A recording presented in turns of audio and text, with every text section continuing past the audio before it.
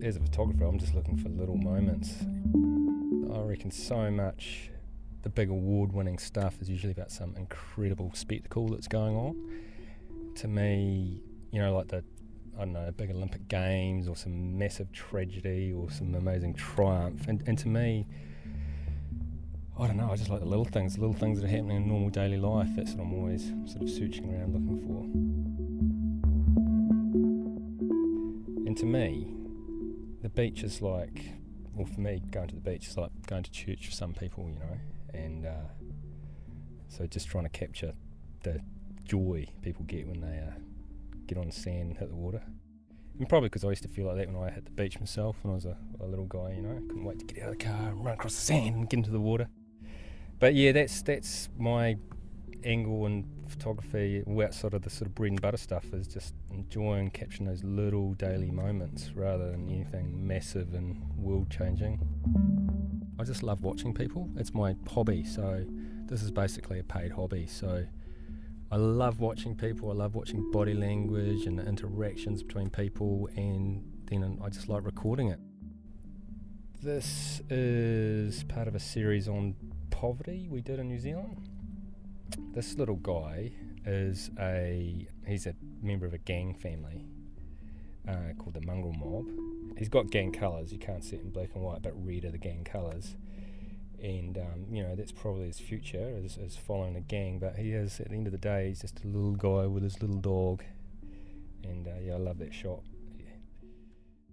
This was a feature we spent a couple of weeks on, so you could definitely spend a bit longer than normal, but that's the thing with newspapers, they're hungry, man, they're image hungry, so it's always a struggle. You'd always want to spend longer if you can. And New Zealanders are so friendly and open to talk about what's going on, even if it's, bad stuff about their lives, they tend to be pretty open. Yeah, it is incredible. This guy is a gang prospect up north, and I think when we met him, he was just in the process of earning his patch, and once again it was for the Mongrel Mob, and he had a girlfriend and a young child, and he's just a really lovely guy, and you just think, oh man, there's so many more options out there. When I was about 18, I left school with absolutely no idea what to do, because university, whatever, was never discussed in my family.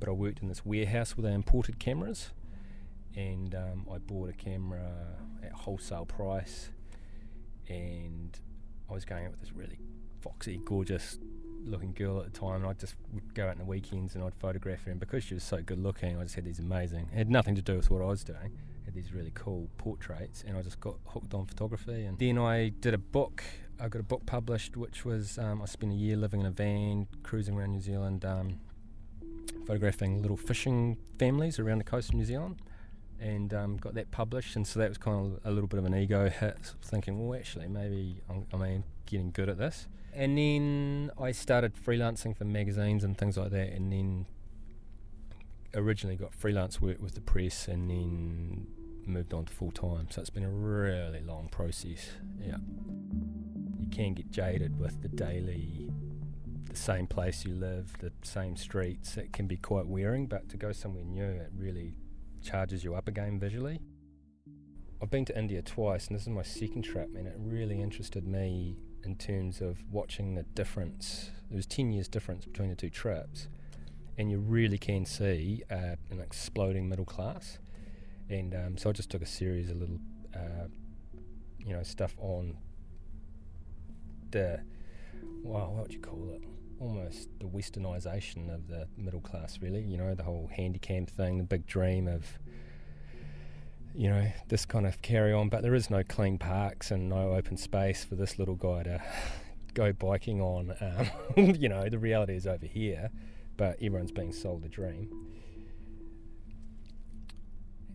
Yeah, and everyone's cruising around in skinny jeans and Chuck Taylors, and I don't know, it makes you think in 50 years' time, we'll look different, but we'll be engaged in the same activities. Globalisation will just homogenise us, and going overseas will be a very different experience. And I quite like this pose shot of this guy here. It's to me that just sums up consumption, you know. Woohoo! He looks like a statue, the Statue of Liberty, but he's the statue of shopping.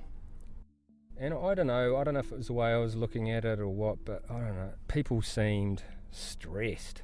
And I mean, I guess living in a huge city like that is going to stress you for starters, but you know, even people with a lot of disposable cash were seriously stressed.